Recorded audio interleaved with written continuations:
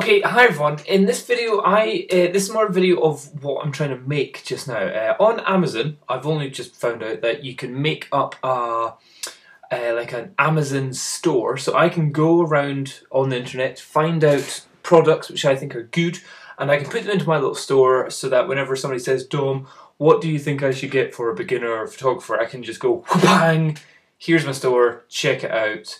And I think you get... People can get commission from it. It's like 2% or up to 5%, I think. So if any of you are wanting to make one of these, I would say just go for it. But then you have to like hand it out to people somehow with links. So I'm still trying to figure it out. But what I'm going to do is that I've made a couple lists so far, and then I've just kind of thought, actually no, they're crap. I'm trying to think how do I make a good list of stuff to buy for new or not so new photographers. So I'm like, so I've done a Canon one and I'm going to do a Nikon one, but then in the Nikon one do I have like Nikon beginners, then Nikon intermediates, and then Nikon money no object. And then if I go to beginners, is that just like pre-DSLRs?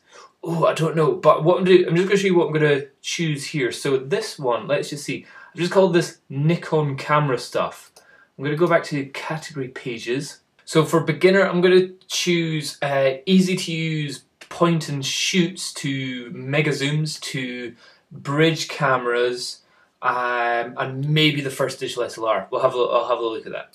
Okay, for the first one that I'm going to go for is kind of like a point and shoot camera, but with a massive lens, a 42 times megapixel, 42 times zoom range lens. But the important thing for me on this one is that its wide angle bit is 24mm. So that means you get a good, nice, fairly wide angle with this camera. So we've got it here, the Nikon Coolpix P510, and we've got two which are slightly different prices. I'll stick on the cheapest into the... Oh, there it is. Yeah, so 24 to 1000mm equivalent. Yes, that's awesome. Adding that's a good point and shoot camera. That's pretty awesome. And if you're wanting something for your partner, as it were, that's not really in photography, but you want to have a good camera, I would probably go for something which can fit into their handbags. They're not really carrying around a big camera. The P310 camera. So that looks... Oh, you can get it in white. So choosing white. That's good. Again, the thing about that one is its wide angle-ness of it. Again, 24mm, which is good in your point and shoots. You can't really get wider than that. Then I'm going to move on to there from up to the Nikon V1. Now, Nikon has brought out the V1 and the J1. V1 was meant to be for very expensive, and the J1 was meant to be just about as expensive. But their prices have massively dropped. They brought out newer versions, the V2, and I think the J2's come out as well. Maybe even a J3. I'm not 100% sure. Probably by the time you're watching this, if it's the future, yeah, they're all here. However, there's almost no difference at all. And also the V2 looks pretty pumped. So I personally would go for the V1. My goodness, it's only 300 quid. Right, okay, £300. That's very good. I might buy that myself, actually. So I'm adding that one in. That comes with the 10 to 30mm lens, which is effectively a 27 to something far away lens. That's what it is. So it's not as wide as what you get in those point and shoots. I'll see if there's any lenses that they've got. Aha, no, Nikon have brought out one. Brilliant. Okay, it's the 6.7mm to 13mm, and it's got VR. So I would definitely be adding that. Oh, it's a bit of a whopper of a price, but however, the extra wideness that you get makes it equivalent of a 18 to 35mm lens, so that's pretty good, and it's got its VR. So that would be, although expensive for the beginner, I would say a good wide angle or widening angle. In fact, 18mm in a 35 format is actually very wide, so that would be a good one to get. Oh, definitely.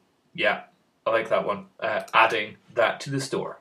The other thing is, even if you are a beginner, I would 100% recommend getting some photo editing software. And the best one, I would say, is definitely the Adobe Photoshop Lightroom. That's what I use for pretty much everything.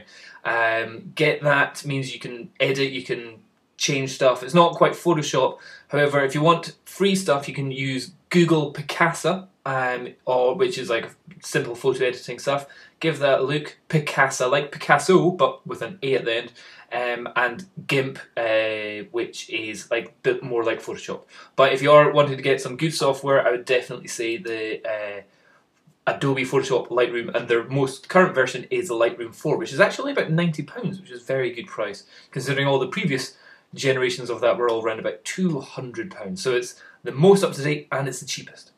Now another thing that I would say, after you've got your cameras and your lenses and your photo editing software, you've got to get some extra stuff. For example, I would 100% getting a tripod. Now, on the tripods, I could recommend a really, really cheap one. However, if you're saying to me that you're into getting into photography, and it's not just like, I want to take some photos. If you're actually wanting to get into photography, I'd say just get a better tripod. Don't get something which is £7 made out of plastic and who will make it fall over and destroy itself. Get something, I would say minimum spending is £100, even for like a beginner tripod. Here, the Manfrotto 055X probe with legs. The legs itself, so what you can do is you can get just where it's the 3 legs, and then what goes on top, which attaches to your camera, is the head. You've got a whole bunch of different options of the head, so the actual leg bits here is about £114. The different type of heads, I'll find my favourite here. So I'm going to add that tripod. It's a good tripod. Get it if you're wanting to have a proper tripod. And you've got 3 options. You've got you've got a fluid head, which is more for video stuff. You've got a pan and tilt head, which is a 3-way kind of thing. Or you've got a ball head. Personally, I'm not a big fan of the ball head. But the one which I would definitely go for is the 804 RC2 basic pan and tilt head. Again, that's £50. So in total, you're spending around about 150 quid on the thing which you're going to be having your camera steady on. However, the great thing about that camera and head stuff is that you can put the legs in almost any direction. You can have it right on the ground, you can have it high up. Very good thing to get. Not something to be scrimped on or just go, I'll just get a tripod and never use it. That is a good combination to get.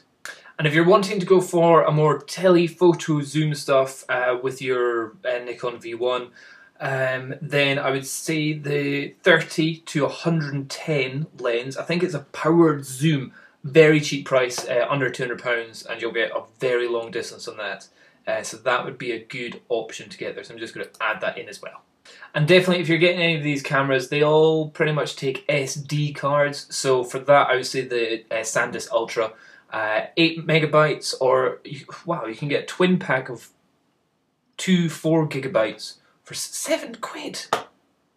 Damn, that's good. So I'll just add that. I would say, so you're not faffing around with changing stuff, get the 8 gig, maybe get 2 of them. That'd be my advice. So that's just my little shop. Over the week or so, I'm going to add to this to see what else I think would be good for the beginner photographer. So this is like full-on digital SLRs. This is guys that are just, or people that are just wanting to need a camera. Maybe they're doing some blogging, maybe they're doing some stuff, maybe they just want to take some nice photos. These cameras will absolutely do that. Their autofocus and their zoom abilities are all fantastic. The editing and the tripod, that's the kind of main things to learn upon. So that's just my first Amazon store, I think. Yeah, and beginner. So I'm going to work on this and make some more for all of you, and you can tell me what you think. Cheers. Bye bye.